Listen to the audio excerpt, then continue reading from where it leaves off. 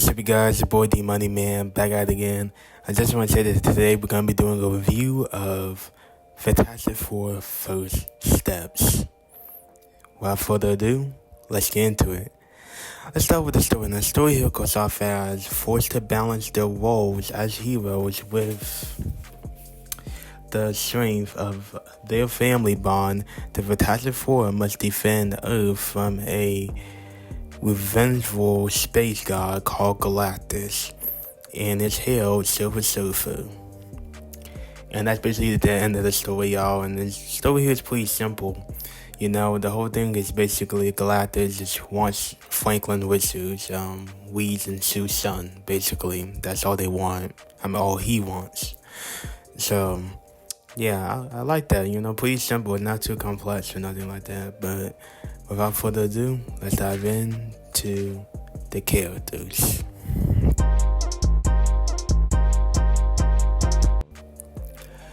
Mr. Fantastic. Now, Mr. Fantastic, played by Pedro Pascal, does a really pretty good job in this movie. I wouldn't say he's like the best Reed Richards out there, although that's not really saying much compared to what Fantastic Four films we've gotten in the past. But, he does a pretty good job. I thought he was really gonna fumble with this movie, but no, he actually does a pretty good job in this movie. And we'll talk about that in the dislikes, but yeah, he does a pretty good job as a character. Sue Storm. Now, Sue Storm, Reed's wife, is also pretty good in this movie. Both of their chemistry, I really do enjoy seeing in this movie. The love, romantic relationship thing, I like seeing that.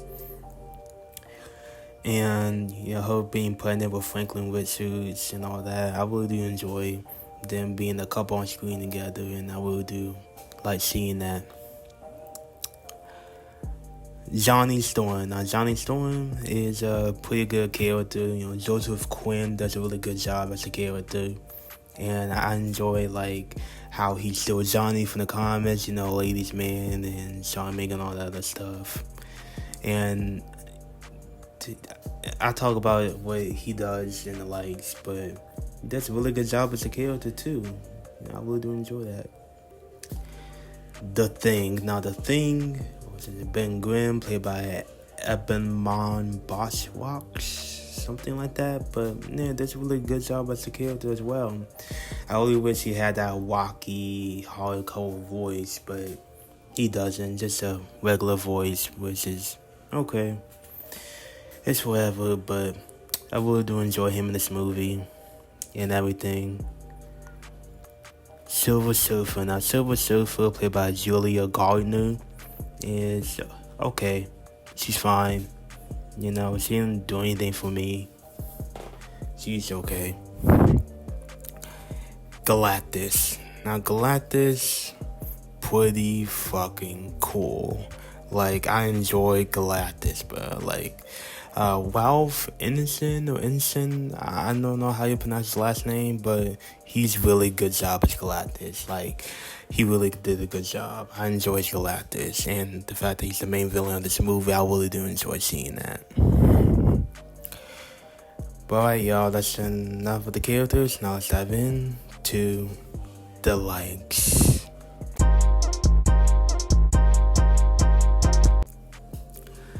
This movie is not woke. Yes, guys, this movie is not woke. Sue Storm is not the leader. And I'm just so glad. Because when I was hearing those rumors that she was going to be the lead and it's going to be woke, I was not happy at all. But no, it's not woke. And she is not the leader. So, and that is so good. So good. Johnny is smart. Now, guys, I really do enjoy that they made Johnny, smart. He able to, fully think on his own and stuff. Because there was a scene with him and Silver Surfer that, they thought they had, a love relationship. Not relationship, kind of a thing going on. And so she said something to him in, a whole different language. and he was going back to the Baxter building and studying that. What does it mean? And turns out he learns that what she says is, I totally forgot, but basically, what he was trying to do is that trying to make her see that the people that she heard when she warns them about Galactus coming in the world and destroying the planets and eating the planets and all that other stuff. And then she was like so bad and so hurt by it. And I was like, wow, this is just a really good scene. I really do like they take this character into this level. I really do enjoy seeing that. Pedro is I always said that. Never mind, guys. The Thing and Johnny are pretty great. Now, guys, there always some a little bit back and forth between The Thing and Johnny, like it was in the comics, but it's totally fine here. I wish it was like a little bit more like the OG Fantastic Four did with those films, the way that they bigger back and forth, but yeah, they do it here. It's fine. I really do enjoy the comic book look of it, and I really do like they went from the for the 60s retro aspects. I really do like that. It's pretty cool they did that. Oh yeah, we're gonna go into the dislikes.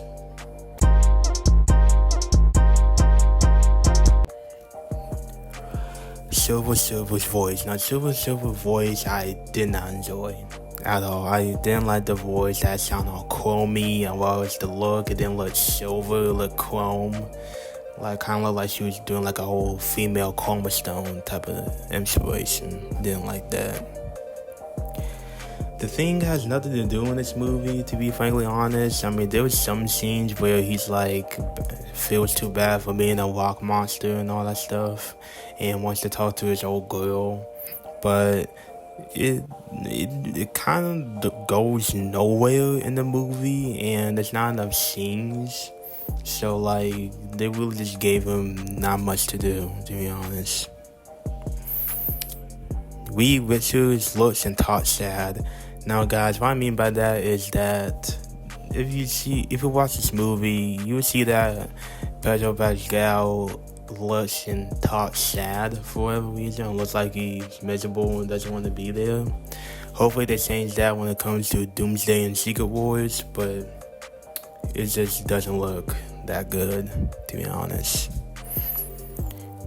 I don't like Johnny's hair, and yeah, guys, I wasn't really a big fan of Johnny's hair. I really wish it was more like curly, like in the comments, or like just a little bit more out and curly in general. But yeah, I didn't like the hair that much. Reed's powers are not used in a unique way. Now, guys, what I mean by that is all Reed does with his powers in this movie is a classic arm stretch, leg stretch. And that's the most thing you get out of him. And I like the fact that the old 2000s Fantastic Four, Reed Richards used more of his uniquely stretchy powers. But this one, nah, he just doesn't do it for whatever reason. He just doesn't use it in a unique way. So hopefully that changes as well in Doomsday and Secret Wars. And we'll try to see about that. But yeah, guys, all to say about Fantastic Four First Steps. I would give this movie a 8 out of 10. And I know the question for y'all remaining is that, is this movie better than Superman?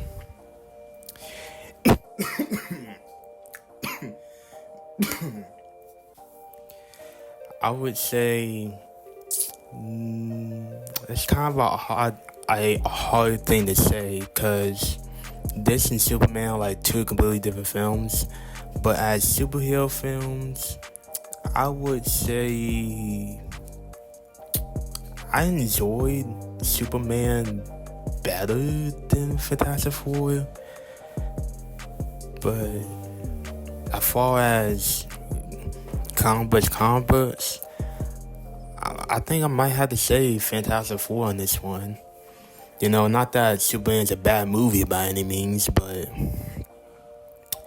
I just feel like if I would prefer to watch a superhero movie, like any superhero movie in general, it would be probably, no, I changed that. You know, if I really was like generally the force to watch one of these two superhero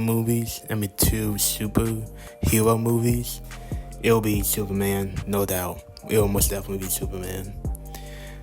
But so I guess Superman's better than Fantastic Four.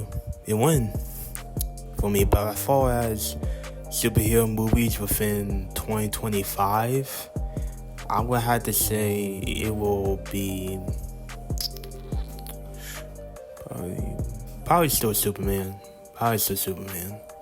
Yeah, probably still Superman. I just still Superman. But yeah, guys, that's all to say about Fantastic Four First Steps, and I'll see you guys in the next video. D Money out.